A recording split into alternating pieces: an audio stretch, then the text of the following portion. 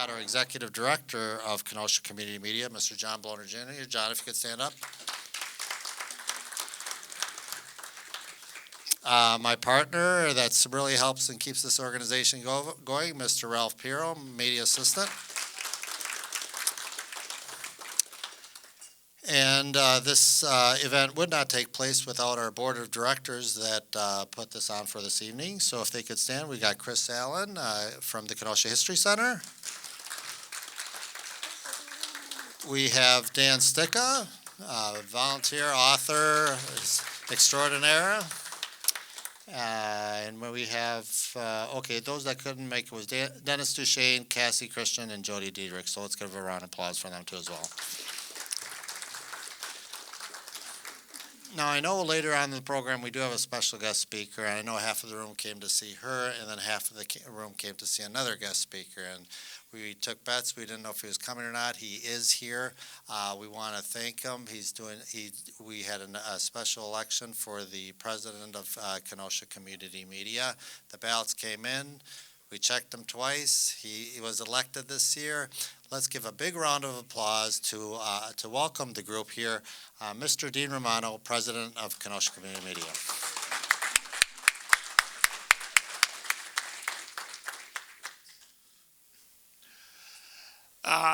What I would like to say is I think that the years that this media has existed is because of the producers, the hard work from the staff members, Ralph and Jason, the board members, a big thanks to John Bloner, who has had a lot to do for keeping this going.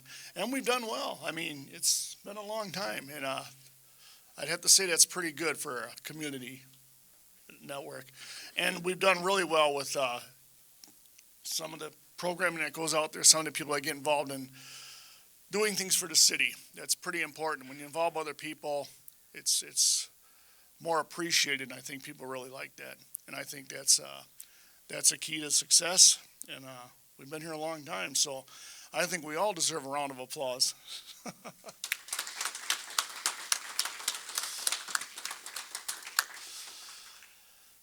And with that being said, I think that I'm going to just let Jason or whoever else wants to speak a little more, because I don't really have a lot to say. I didn't write out a speech tonight, and I'm not prepared, but I thought I would at least come up here and put a big plug in for our station, who has worked hard, and we've had a lot of great shows and a lot of good producers, and we still do. It's just a lot of people haven't made it tonight, but that's a good thing. We've been here a long time, so good work. Good work.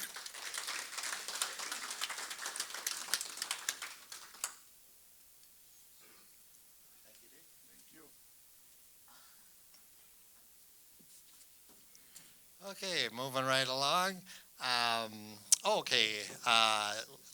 Yes, we are also part of Kenosha Community Media is a public. Those who don't know, is a public access organization which was created in 1985 due to an agreement between the city of Kenosha and the cable operator for creating a public access station for individuals and nonprofit organizations to have a platform to get their message out, to create program, and we've even had award winners. We have Jeff Roberts, who's won awards at the Wisconsin Community Media at the state level, and you can too. They usually hold it in January to submit your video, and then they also have workshops, which are held in the fall and the spring. I just got back yesterday from Madison, and we're going to show a video of a couple interviews I did at the Wisconsin Community Media Conference in Madison. So, Andrew, if you could roll that. Okay, here we are at Madison, Wisconsin, at the Wisconsin Community Media event, and I'm with your name? Jake Tim. And Jake, you are the president of Wisconsin Community? I am from Oshkosh Media. Yep, I work for the city of Oshkosh, and I am the president of the board of directors for Wisconsin Community Media. And for those who don't know, what is Wisconsin Community Media? Wisconsin Community Media is a group of about 50 organizations similar to Kenosha Community Media or Oshkosh Media here in the state of Wisconsin. Public access station, government access stations, and we get together and we talk about common interests and try and make Wisconsin a better place for public access and community media. And what happened today? So today we had our legislative day, which is our fall workshop for Wisconsin Community Media. We do a fall workshop every year. This year we have some legislation that we're looking to promote that addresses some issues that that are important to PEG channels. Mostly, there was a 5-point proposal: high definition carriage on cable operators and getting on the electronic program guide were two of the big ones at the top that consumers would see on the back end. So what we did is we took our 25 or so members that were able to make it today, and they all set up appointments with their individual legislators from their districts, and they went and they educated them on the issues and got to meet them a little bit and got to know them, and then had conversations with them about what it is we're trying to promote. And why should someone support community media? Community media it's local. That's the important part is, in this day and age where you've got cable news on 24/7, a lot of your local TV news channels are starting to carry more national stories. Access stations are local. Community media stations are local. They're very important. From the government access standpoint, you've got transparency in your local government, keeps you informed and involved in the government process. And from a public standpoint, it's a free speech forum. Anybody can come in, get trained, use their community media station, and we're happy to do that. And I know our members around the state are happy to do that as well. Well, we thank you, Jake. You do an excellent job in Wisconsin community media supporting us, and thank you so much for talking with us today. Thank you. Okay, here we are in Madison, Wisconsin, and I'm honored to be here in the Capitol with State Representative Gary Hebel from Sun Prairie. Thank you so much, Gary, for talking with us today. You bet, Jason. Good to be here. Thanks a lot for inviting me, and I'm very excited about talking to you about cable access. All right. Well, how did you get involved with cable access? Well, I got to tell you, I got into cable access back in the city of Sun Prairie in 1978. And Sharon Garrett was the director of cable access and asked me to come on board as a member. And I thought, I think public access is really important to any community. And I took it upon myself to get actively involved in the local programming. Why is it important to have public access? Well, I think it's very important for local access, especially in this day and age where print media is disappearing and local news broadcasts generally are disappearing as well. It's the fight for the almighty buck, and unfortunately, cable access in the local communities doesn't generate a lot of income, but it's extremely important to the health and well-being, the mental health of a community. Knowing what's going on in your community allows you to be a better citizen and to be proactive on things that need to be improved. We are also part of Wisconsin Community Media, and we always look towards legislation to help us improve cable access. Why is that? How does the state involve with cable access?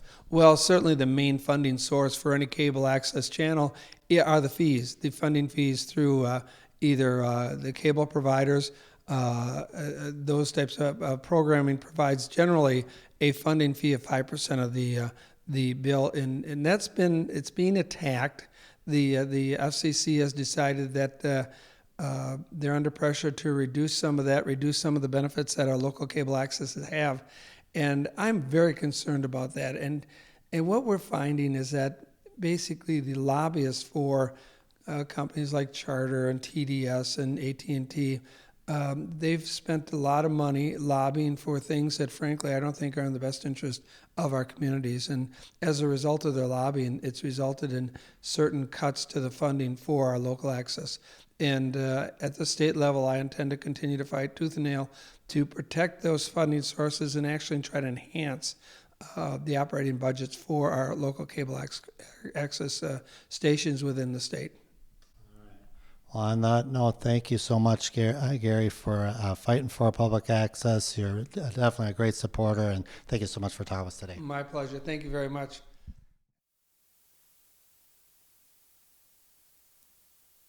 So yes, Gary Hebel once again is also drafting a bill to keep us going, and so any support. The best thing to do is to call your legislators and let them know that you want to keep community going, and you support Hebel, to get that bill going, so that way we can keep this organization going, even across the state as well. Okay, so then moving on, we've got, it is volunteer recognition evening this tonight, and we've got some great volunteers that help out, and that's what makes this organization possible is the volunteers that come in and help create Kenosha community programming as well. So what we're going to just show a few samples here of some videos of what we've done over the years. And Andrew, if we're all set to go on that. Still loading? Okay. Let's see what else can. Oh, and Mary Cardona is the executive director of Wisconsin Community Media, and that's what I did yesterday. Is that I visited all the offices that represent the southeastern district and talked with them a good half hour of each, and they are supportive with it. I know Robert Wirch in our district, Tip McGuire, and Todd Onst that talked to all offices, and they're all on board to keep us going. Okay, with that, we'll show some video clips that we did over the year with Kenosha Community Media.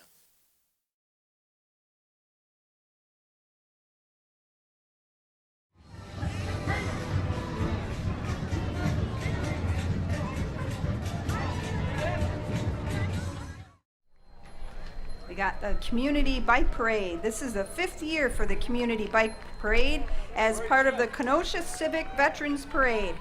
Anyone is welcome to participate in the Community Bike Parade as long as they can ride a bike for 2 miles without stopping during the parade. Hi, I'm Rich Schmerling, and I'm here with Shelby Nesmith. We're talking to artists about Get Behind the Arts today. What can you tell me about what you're doing?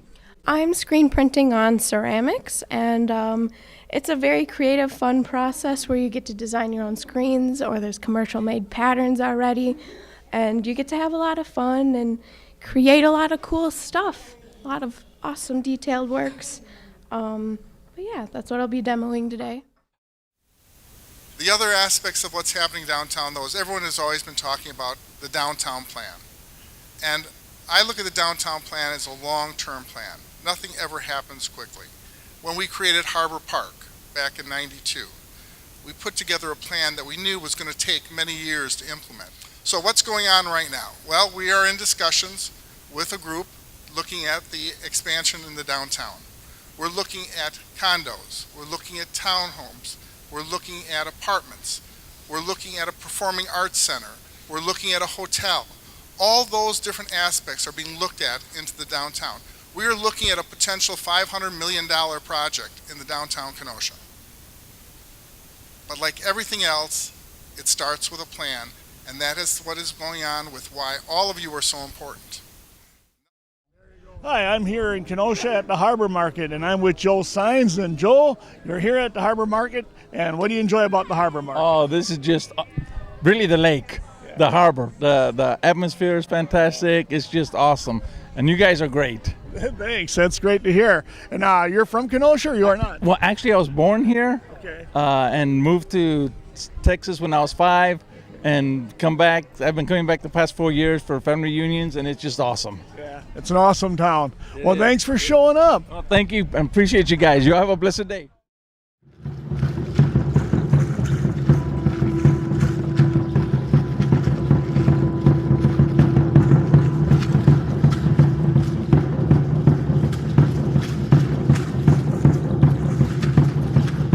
We are so grateful, Luis, that you found the strength to write your wonderful books, and we are especially grateful that you are here to share your stories with us tonight. Todos estamos muy agradecidos, Luis, que has encontrado la fortaleza de escribir este hermoso libro. Qué alegría es tenerte en medio de nosotros y escuchar tu historia esta noche. Please join me in welcoming Luis Alberto Urrea.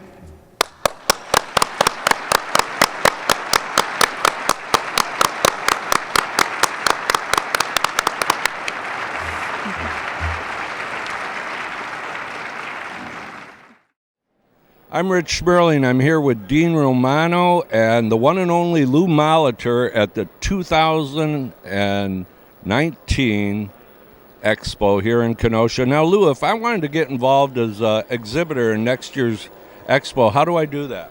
Well, the first thing you need to do is join the chamber, because this is a benefit for chamber members. In order to get into Expo, you have to be a chamber member. And they look forward to it every year. It's a premier business-to-consumer event that happens right after the Super Bowl and just before March Madness. So it's a great opportunity for people to come out, see what Kenosha has to offer, talk to some of our businesses, to our civic organizations, to our healthcare providers, and get a taste of what's going on in Kenosha. Did you have any questions for Mr. Molitor? Honestly, not a whole lot, but I think that Lou, you got a fabulous thing going on here. I mean, it's great for people that want anything done. I mean, like, come on out, even if they don't want nothing done, come on out and see what's here.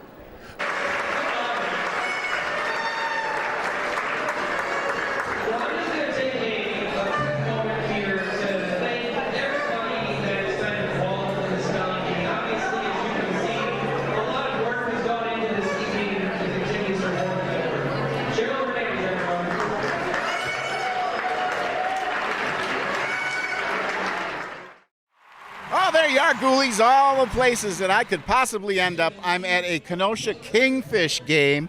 Actually, the very first time that I've ever been here. I got to say, I'm quite impressed with the whole thing. And, well, give us your name. My name is Laurel Paschke. All right, and you're a baseball fan, you must be. Yes, I'm super excited. I love the bobbleheads. It's a really great thing that they do. Okay, that's really great. How many games do you think you've been to here? Oh, my family has actually been to several. This is my first. I just collect the bobbleheads, to be honest with you. Oh, this is my first time, too, at the baseball game. They said something about me throwing the first pitch, so I don't know how I'm going to. I think I'm going to have to talk to Elvis the Fish and have him help me out with that. Yeah, give you some advice, like some tips and tricks and stuff. Yeah. That would be the guy to ask, I'm sure. Yeah. I'm sure this, because I think I'm going to just do a terrible job. I've been biting my nails all day long about it.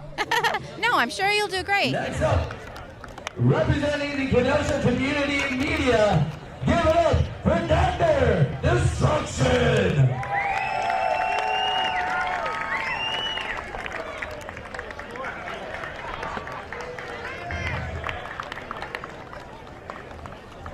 All right, well, quite interesting night here. My epic fail at pitching the ball. I apologize, ghoulies. I haven't done that in a while. You know, it's the hands. And I got to get a manicure next time. I think I'll do a little better. Anyway, we're talking to Tim and Tamsin. And you're visiting us from England. Well, isn't that fantastic? And have you been here to America in Kenosha before? Well, visiting relatives here in Kenosha. Okay. Yeah, it's pretty special. That is very, very special. Yeah, great to see you. I hope you have a great time. Yeah, appreciate it. Thank you. All right. Thank you. Well, there you go, Kenosha. Now, that's some serious tourism there coming from England, yeah. All right. Okay. Before I continue, again, with some of the board of directors, I did miss one. One's very important. Marcia's here from the Kenosha Public Library. Let's give a round of applause for Marcia. Okay, and we do have some volunteer recognition gifts for those that helped out for those KCM projects. So if we could, Ralph, if you could give me a hand real quick. So Rick Appleby, if you could go to Rick. So round of applause for Rick Appleby. We have Jeff Boss. Jeff, who's helped out direct the parade as well. So let's give a round of applause for Jeff Boss. And then we have Michael Buckner Sr. And there we go. Nabil Amin, who also helped out in the parades as well. Okay. And then we have Jeff Roberts. Jeff Roberts, who we do the wave and smile, drives his car and with the trailer and records on the side there. And then we have, let's see, Dean Romano. Dean, as you saw, helped out with the expo as well, and brings the Kenosha Area Chamber of Commerce out. And then Rich Schmerling, who's also helped out with the expo and the Get Behind the Arts. Okay, Dan Sticka, who also has helped out on the Wave and Smile and various other projects. Okay, got Rich. Okay, and then we have Andrew Thompson, and of course Andrew Thompson, who's also running audio, making me look good tonight. Or there you go. Thanks, Andrew, for helping out also on the parade and as well. And those that weren't here was also Mike Savaglo and Dale Wambold, who, as you saw in the first picture, was a great event. So we did the Kenosha Kingfish as a fundraiser. We also, let's see, we have one coming up at Culver's we're doing, and then Texas Roadhouse we did. So please come out and support those fundraising events that we do every year. Okay, so now, well, unfortunately, we got to that point where every year we seem to lose one of our valuable members, and who passed away this year was none other than Ed Werner. And Ed started with me actually in the organization way back when the contract was in negotiations. Should we start this? Should we continue this? And he got in, and he just wanted to keep this going, and we helped and supported, got behind him. We just have a little memorial video for him. And we do have Chris Allen from the Kenosha History Center, because Ed was very involved in history. In fact, we did a series with John Hosmatic on the history of Kenosha and Kenosha County. He served as chairman for Kenosha Community Television, worked on many programs with the Lighthouse and the United States Coast Guard, created many programs at the Yule House at the Kenosha Historical Society, and then also the Kenosha History Center. And I'd like to have one of our board members, Chris Allen, say a few words about it.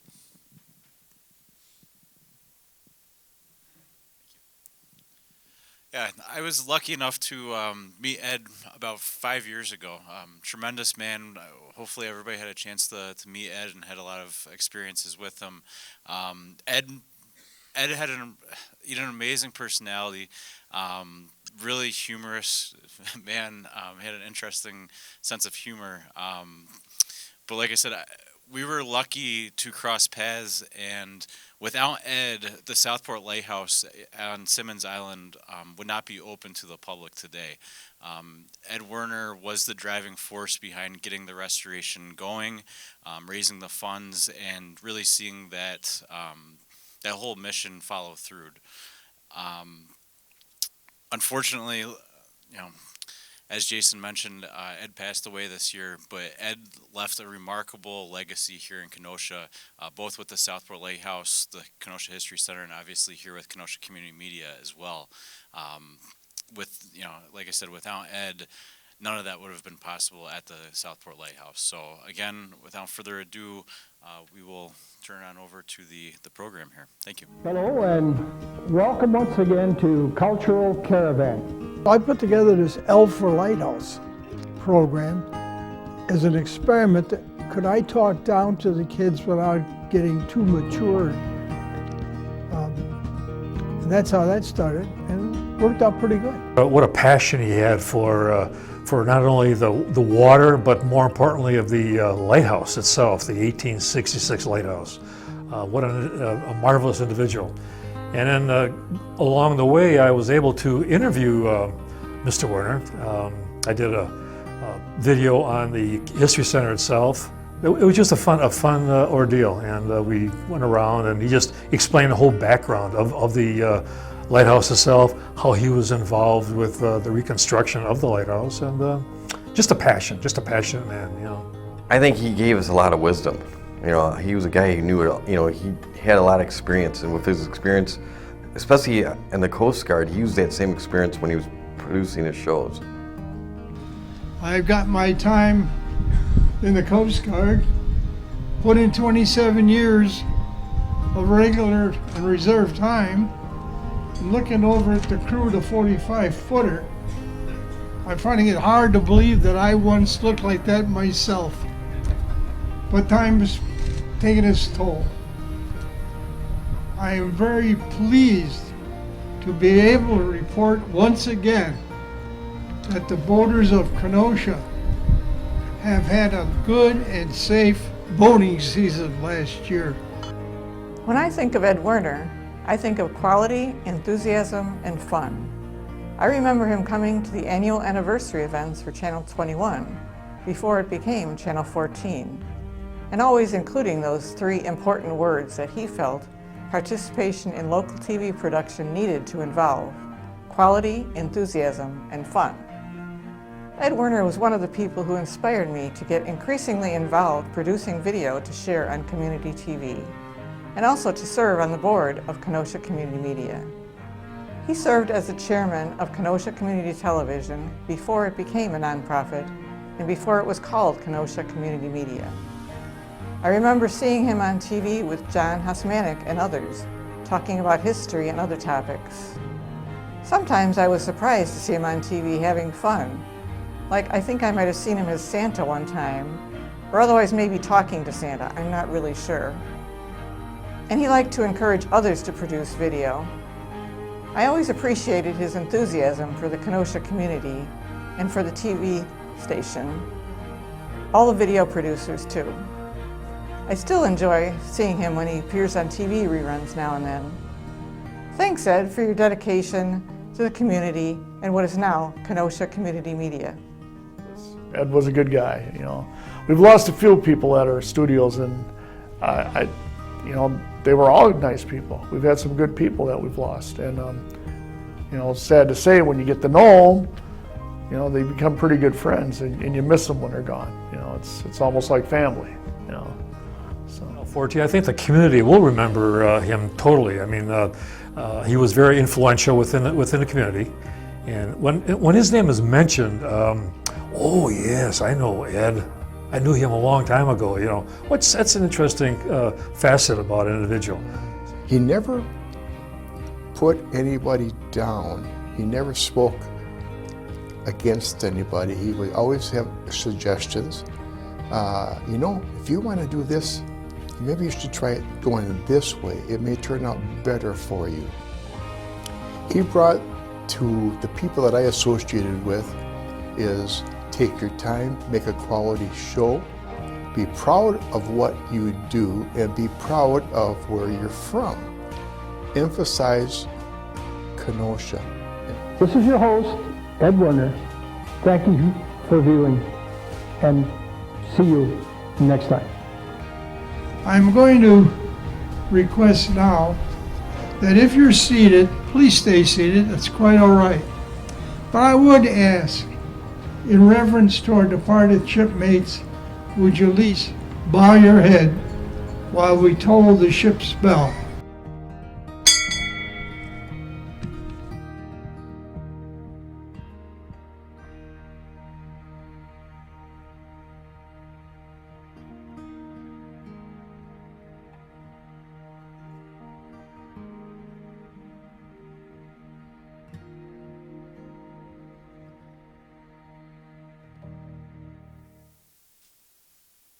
Okay, that video says, thank you to Jeff Boss for help putting that together as well, and those all that participated and knowing him, because it is important, and he was a great guy, and I'm definitely going to miss him. Okay, so moving on, then we've got to the the Lifetime Achievement Award. So we got a few more awards to give out. And by all means, the best part of the night is the door prize. We've got many of them, so stick around. So we're going to be giving them as well, and we got a great speaker coming up as well. So we're going to give out the Dennis Shook Sr., who unfortunately passed away a few years back as well, and we dedicated this award to the Lifetime Achievement Award. And this year we're honoring Mr. Jerry Ball for his dedication to community media and for his consistently producing weekly shows for his series Nightmare Cinema for over 10 years. And he is not here this evening, but Ralph would like to accept it on his behalf. So Ralph, you want to come on up?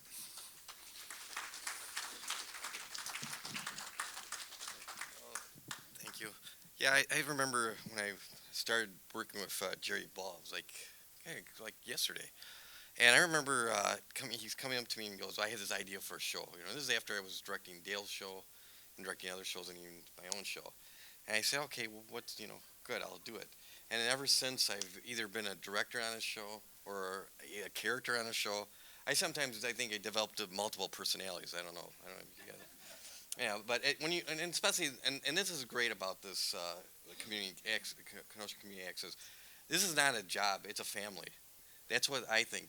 We're like a family, and I've been here 21 years.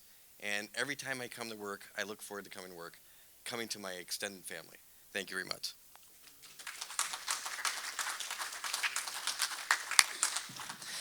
Okay, so and then also the Producer of the Year award that we give out. Here we go. Stay with me, Jason. Okay, Producer of the Year award. This was also the John Bloner Senior Award. Again, John Bloner Senior, who passed away, which was just an amazing producer. And again, I look at one of like with Ed, those forefathers that they weren't there in the beginning, that didn't keep it going, and then passed the torch on to you guys. Because I look at this room, and every single person in this room is just dedicating, over 100% every time I see them in the programming and the support that you do. So not only do you come and either create programming, let people know about it, you're just at the top of your game right now. And one of those persons tonight is we're going to honor the Producer of the Year award, who also fits that category, is Mr. Michael Buckner Sr. for his commitment to community programming, producing the program The Narrow Gate, and for his volunteer work with KCM at the Kenosha Civic Veterans Parade and Harbor Market. Ladies and gentlemen, the 2019 Producer of the Year award, Michael Buckner Sr.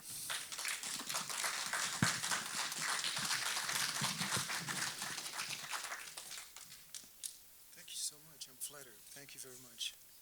Well, listen, thank you all very much. This is a great honor for me, and it's kind of ironic. I was recently speaking with Ralph, and I was telling him I also share that point of view that Kenosha Media is a family.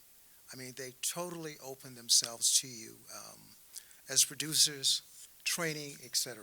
I mean, it's just a wonderful organization, and I'm really glad to be a part of that. And I'd like to thank you all very much for this award. I'm very flattered. Thank you very much.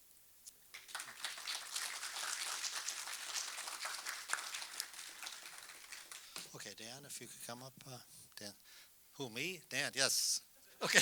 All right. So this year, we also added an award as far as the Community Partner Award, which we started last year, which a great partner last year that we honored was the Kenosha Public Libraries. They've been huge supporters over those since 1985, and we have a great media hub at the Southwest Public Library branch. So if you haven't been there, stop by, give me a call. We'll give you a tour, set you up. It's a great area to create programming as well, and also to do some editing.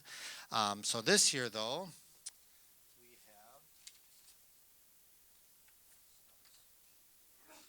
okay, this year, our Community Partner Award goes to the Kenosha Public Museums. The reason being is because we've been, once again, has also been involved back in the 80s, 90s, 2000s, up until today. We've done public service announcements with the Kenosha Civil War Museum. We've had the Kenosha Public Museum's board directors, Doug Nauman and Nancy Matthews, has also been on our board of directors. We've recorded Boo Fest and the International Holiday Festival greetings, recorded openings at the grand openings of the Civil War Museum and the Public Museum, informational segments at the Dinosaur Discovery Museum. So if you haven't been to those museums, please by all means go out there, go to the Public Museum, the Dinosaur Discovery, and the Civil War Museum. And last year, we were heavily involved with they're creating videos for the ecosystem, which is a permanent exhibit on the second floor, and we worked with Nancy Matthews on that one, and as well as the Harborside students. So if you go up to the second floor, there's going to be some interactive videos, and we help create them with the Public Museum. We thank them very much. And Dan Sticka, who's also on the board of directors and a volunteer at the museum, would like to present the award. Well, thank you very much, Jason. You stole my thunder.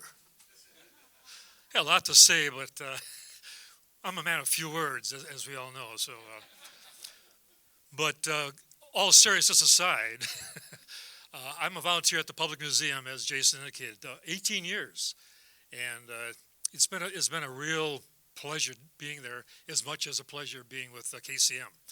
But the individual this evening that we're going to give the award to is a personal friend. I like to claim her as a personal friend. I hope that she feels the same way. But Peggy Grigorski and I go back, 18 plus years, not counting too many thereafter. But on behalf of KCM, like to, it's just a great honor, privilege and honor actually to stand up here and bestow this award to not only the public museums, but also to Peggy Grigorski. Nice hand for Peggy.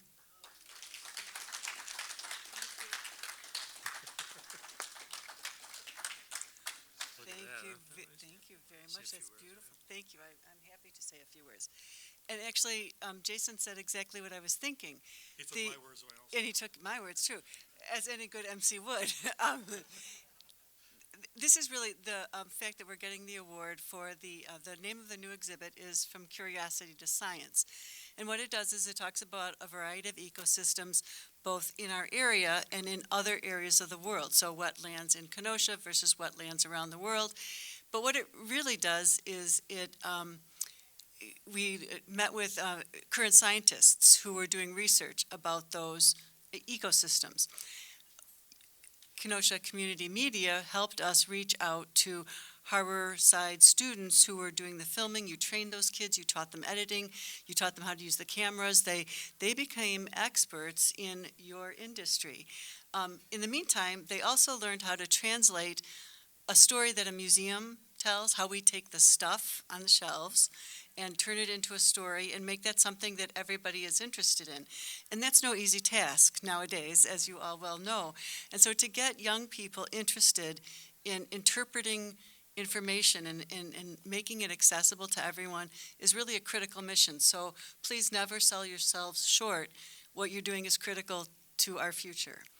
The other thing I thought about was you have been with the museum, all three museums, as Jason said, all through our history. You've helped us document how the museums are vital to our community, and we are so grateful for that. It's easy to get introspective and see only your own little world, and to have somebody recognize that and want to be part of it and want somebody to tell your story too is really gratifying. And finally, you've documented Kenosha's history. And as somebody, I'm a transplant. I didn't grow up here, but I've been in Kenosha longer now at the age of 60 than I was in my hometown in Illinois. And so I consider myself. You're in a much better place. I am in a much better place, mentally as well as physically. The reality is you have captured that history for time. And to be able to tell that story and to document it and say it's important and help others understand its influences is really, really, really great. So thank you for all you do for our community. Thank you for recognizing the museums. And please keep at it, because what you do is so vital to our future and to our young people as well. So thank you.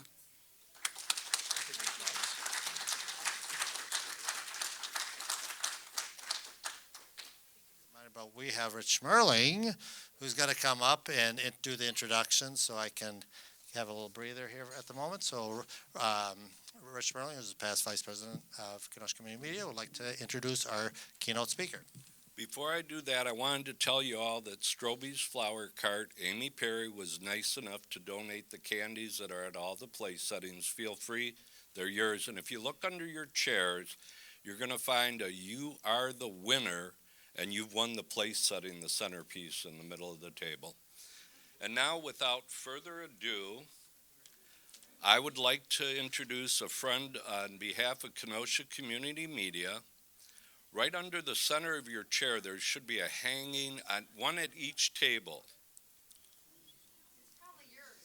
I don't think so. But it is my great pleasure on behalf of Kenosha Community Media to introduce the one and only Stacey Miner.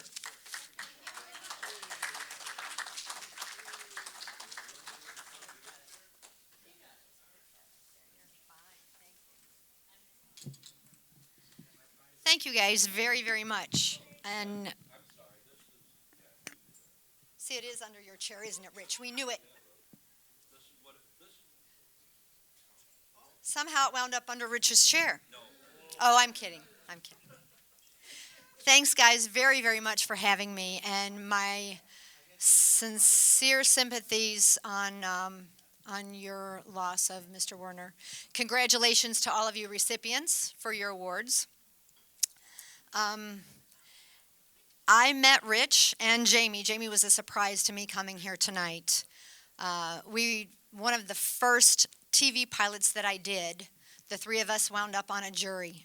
Go figure. It was actually called Judge and Jury, and it never made it to TV, but we got a lifetime relationship and friendship. And I played a dead body there. We're going to get to that. Dean did a little announcement on your website and said, Stacey Miner, she's been on Chicago Fire, Chicago Med, Chicago PD, Empire, all of that. And yes, I was, 60 episodes. But in that, I was background. So, but I've been on over 150 episodes of movies and other shows. But background, there's different phases of background. I brought all of these pictures to prove to you I really was there. Because if any of you went back to watch any of these shows, you're probably going, no, don't see her. No, huh? No, nope, she's not there. That was probably when I met Lori. There's a couple of people here that I actually did do background with that live in the area that decided to come here to the event, probably to see what I had to see. That was the Chicago Med. But anyway, in doing all of these episodes, it actually started out I needed a little extra money. So I decided this is something that I've always wanted to do. Who hasn't wanted to get in front of the camera, or who hasn't put on a rock concert in your shower stall? You know, who hasn't stood in front of the mirror? No pointing to spouses. We don't, you're fine. So, but who hasn't done that and walked away with an award and given the best performance of your life until you get out to your mailbox and your neighbor catches you doing it, and then you're like, song stuck in my head, you know, that kind of thing. It's not as easy as it looks. You know, people will say, go over there and act normal until somebody tells you to act normal. Everybody can walk straight from there until they say, act normal like nobody's watching you. And then for some reason it turns in from this to, you know, it's a panic moment, but it happens. But everything in the background, you're either featured, you're kind of someone that, I think that was them, or you're in the background, or you're so far in the background you don't even make it in the shot. And I've been all of those. Every single thing is placed very, like down to the minute split second of a car placed on the street, 100 people walking across a street. All of that is placed. And perfect example of nothing is too small. You get in this business and they say, no part is too small. On Chicago Justice, I don't know if you guys remember that show, but that was part of the Chicago shows a few years ago. You were in that? Well, I became a core attorney on that show, which means once they've seen you in a certain role, they continue to put you in that role, because they can't have you an attorney one day and a bartender the next, and then you're standing on a corner selling yourself on the next. You know, they have people that watch the shows for these consistencies. So in Chicago Justice, I was either a reporter or I was an attorney. So one day they stick us on the show, and they load us in a bus and they say, going to set, we have 20 reporters, we have a lady pushing a baby carriage, and we have a jogger. Try to put that together. So we get there and we're standing in line getting ready to get our props, and the PA stands up and says, I don't have the lady pushing the baby carriage. You, points to the lady in front of me. Can you push the baby carriage? Now all of you producers and directors in here know the worst thing anyone can do is say, no. We're there to make your jobs easier. So she says, no. You hired me to be a reporter? I'm going to be a reporter. Oh yeah, you could have heard a pin drop. Everybody, ooh. So my hand went up. I said, Jacob, I'll push your baby carriage. You have no idea what that's for, and you think, what the hell? You got 20 reporters and push a baby carriage. I'll do it. So, you know, expand the resume a little bit.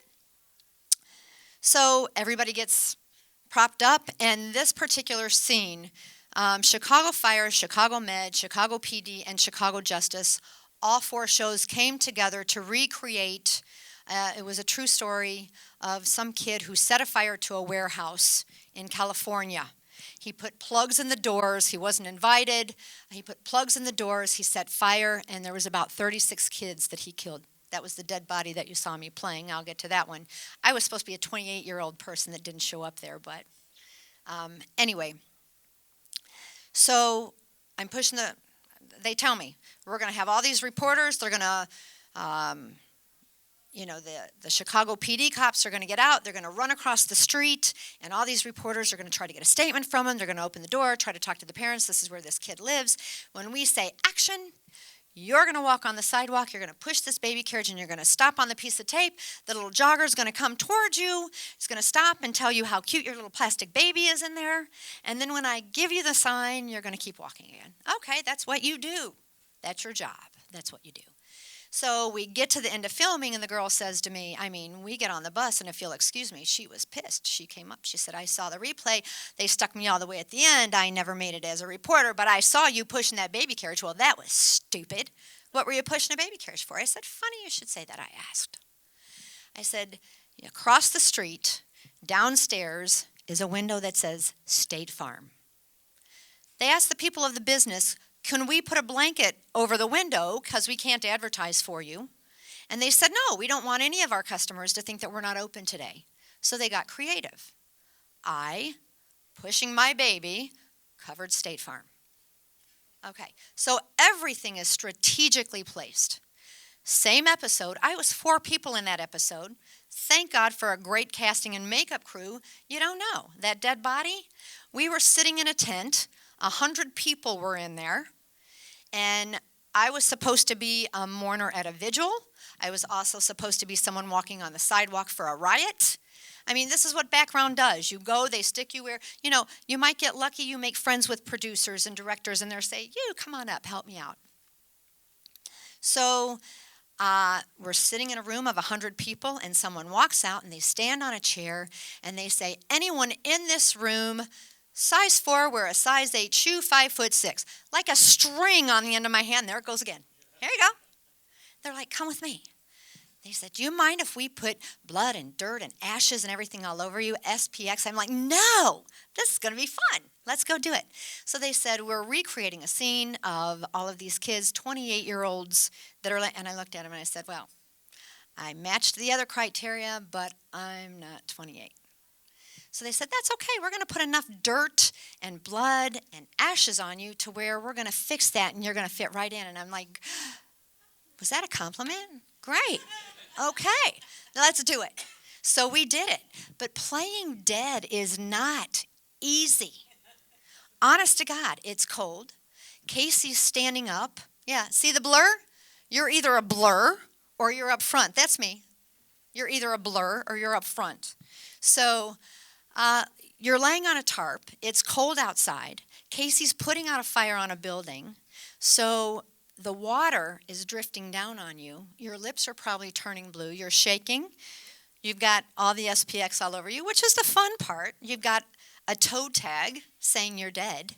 And they say, take your last breath, and you have to hold your breath. It was kind of funny, though, when they're like, okay, cut. And everybody, whew, and you see air everywhere. But that's what it is. I'm the first to volunteer because you want to play different places. Our job is to make their job easier. So I decided I didn't want to be in the background anymore. I have too much fun, and I want to be in the front. So what do you do? Well, I have no idea. Do I just wait till somebody picks me and says, you're the next NBC star. Come on up here, because that's not how it works. So you start talking to people, and thank God for Kenosha Community Media. You talk to people. You find out, what can I do for a next step? Where can I go? Since being background, I'm now on my 7th speaking role in films. One of them is the Paul Sabin story. It is being submitted to a film festival as we speak. I met someone on Empire. I became a core reporter on Empire, which is on Fox. So they start to see you in that role often. So I met someone who said, I wrote a story, and the more I watch you, I think you would be perfect to play a part in this script. Oh, great. Let's have it.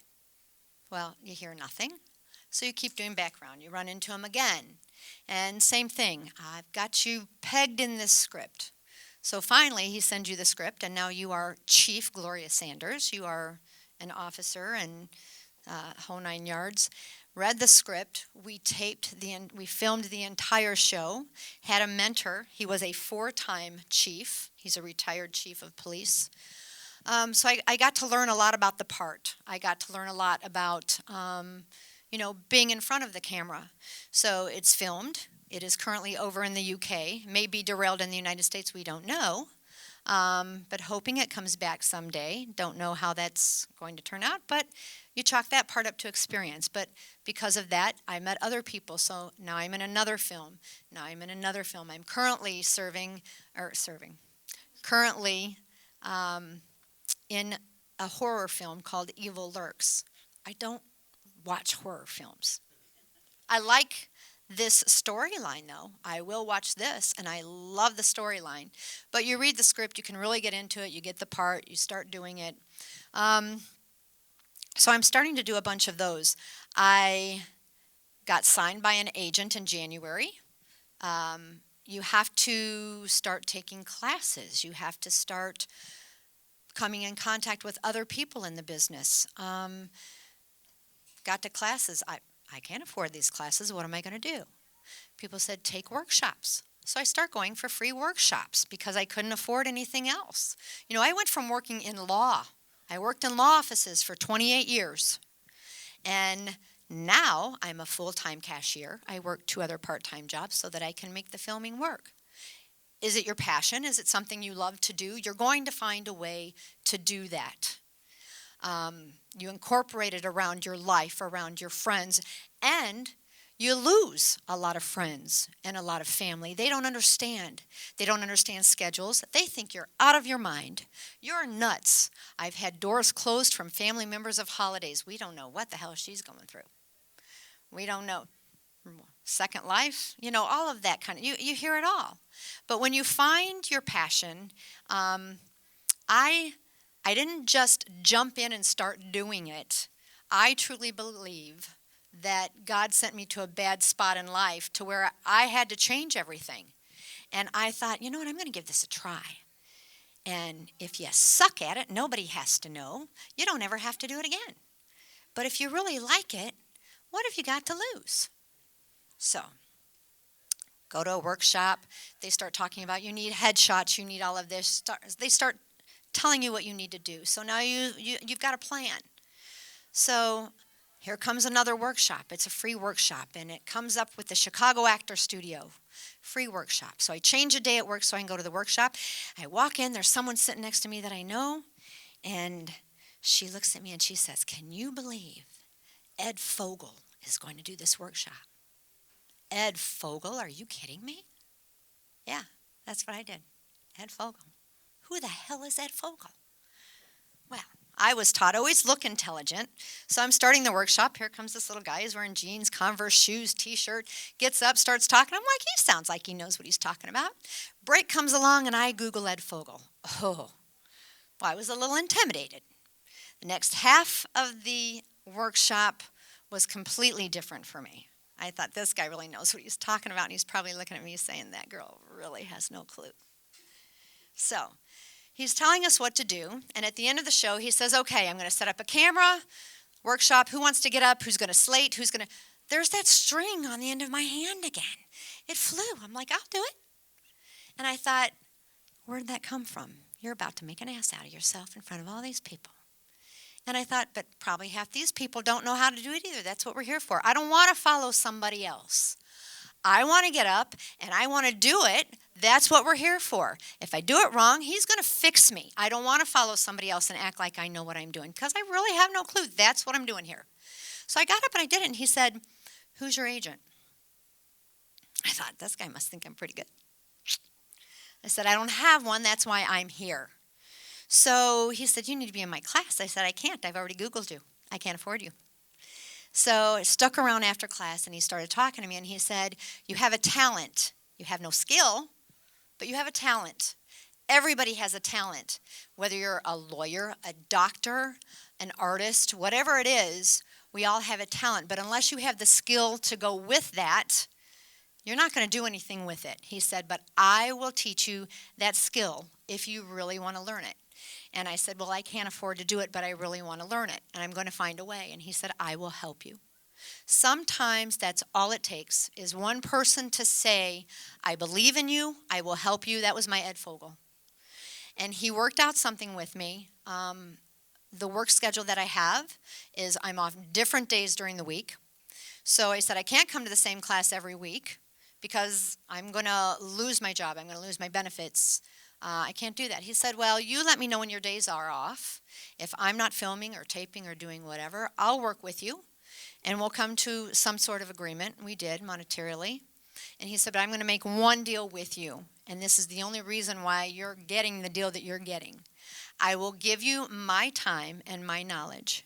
You got to give me the work. He said, and the day that you stop giving you my work, I will no longer waste my time with you. Deal? And we shook. Deal. And so it began. So the first time I go in, he gives me a monologue. Read this, you're going to come perform. Oh, well, that sounds pretty easy now, doesn't it? Once again, haven't you heard me in the shower? I mean, we've all done great, right? So I'd walk the dog, everything that I did, I'm memorizing it, I'm performing this great show, I go to my next class, I perform, and he does the, he said, how'd that feel? I said, well, that felt pretty good. How'd that sound? And you're looking for those 2 words, that's great. Oh, I got 2 words. That sucked. And I thought, well, who the hell are you, Ed Fogel? And everybody needs an Ed Fogel. Everybody needs to know what you're doing wrong. Everybody needs the honesty. That changes things. You don't want someone to feed what you're doing wrong. You need someone to feed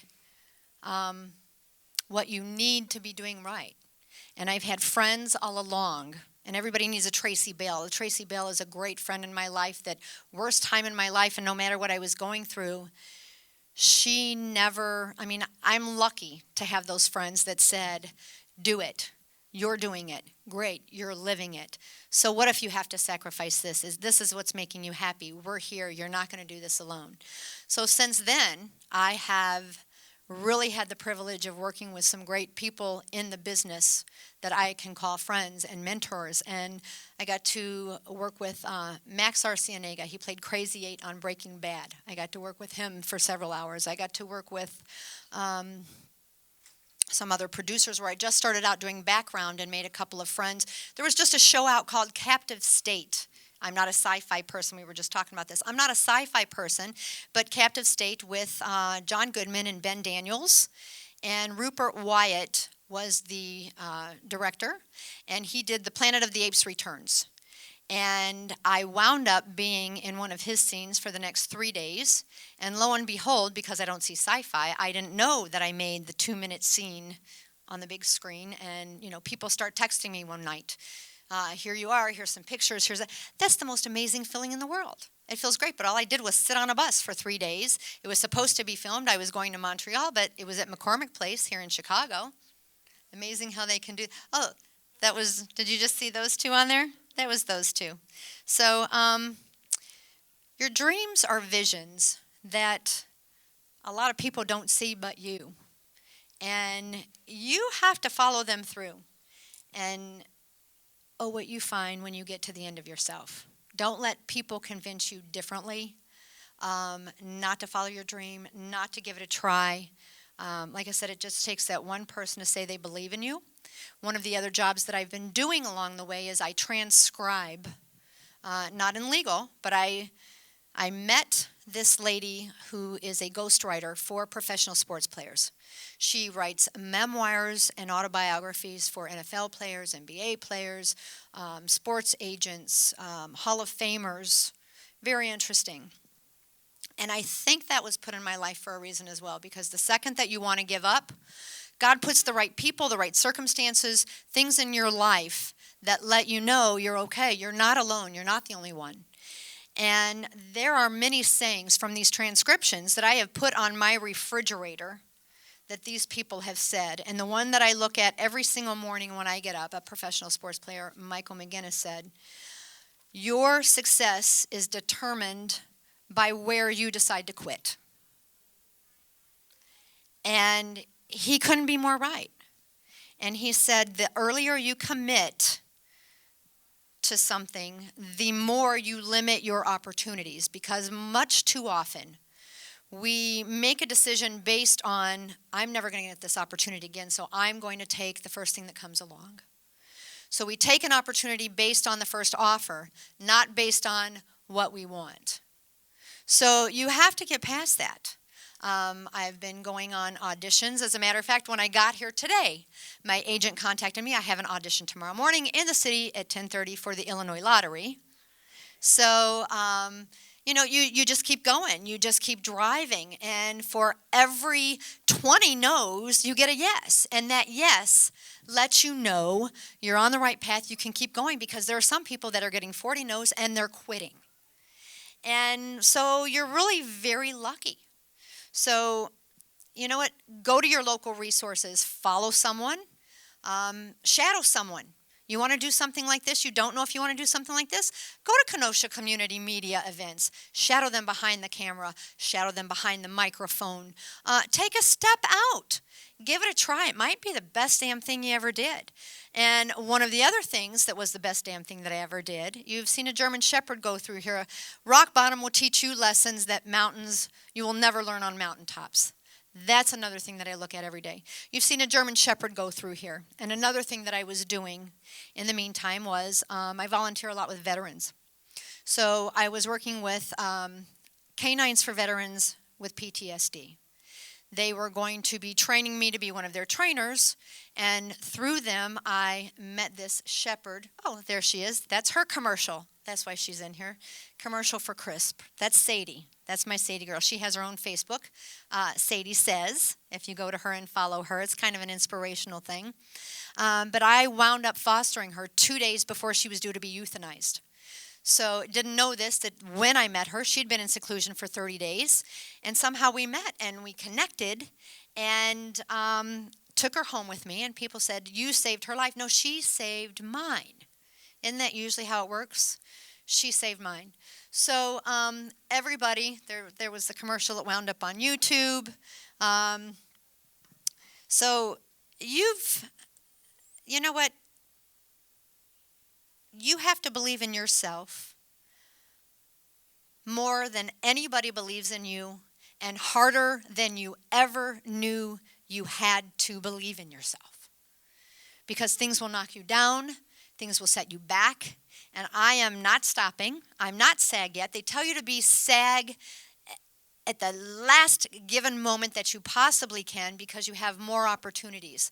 So right now, I'm doing all of these films, but they're in different stages to where they haven't been picked up or they haven't been produced.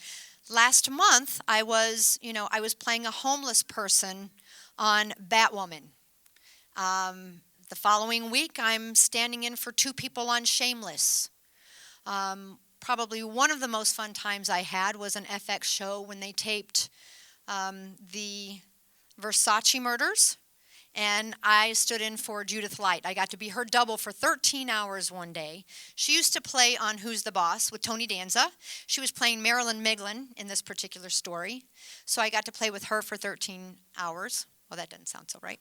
I got to play her for 13 hours one day.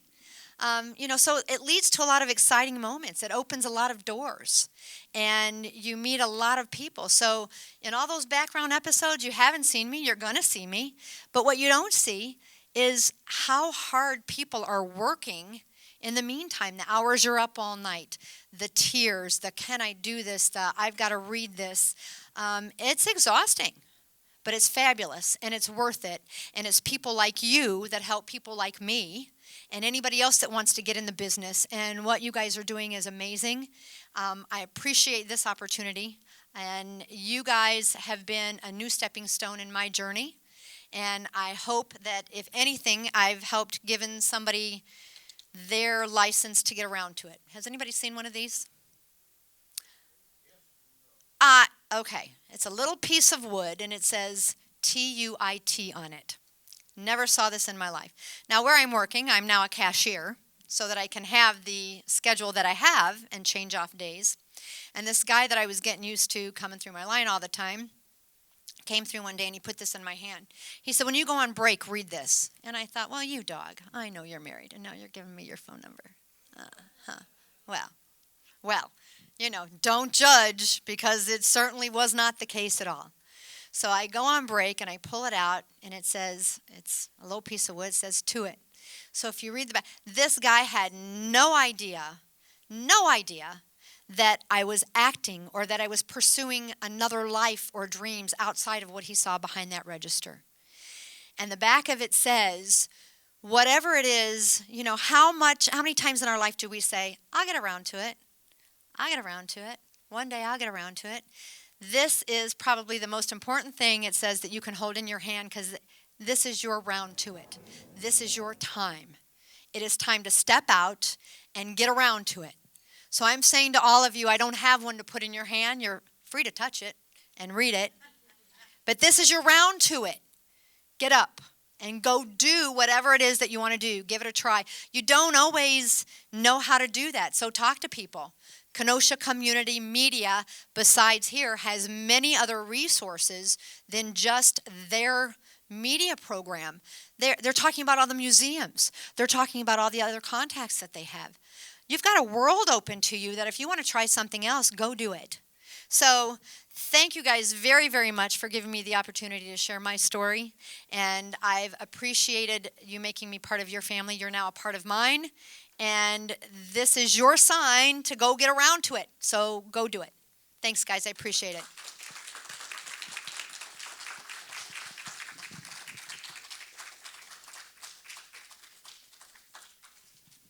And Mr. Schmerling would like to say a few words. Just a little, there we go. Oh.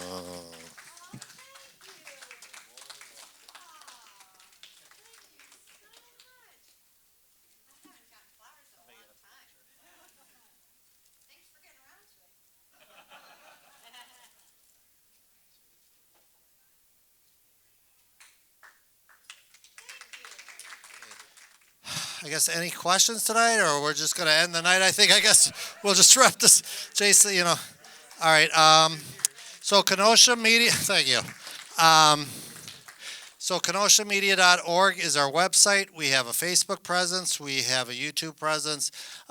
We have 2 studio locations, one at the Spectrum Building on 1403 Washington Road, and then at the Southwest Library as well as our media lab with us.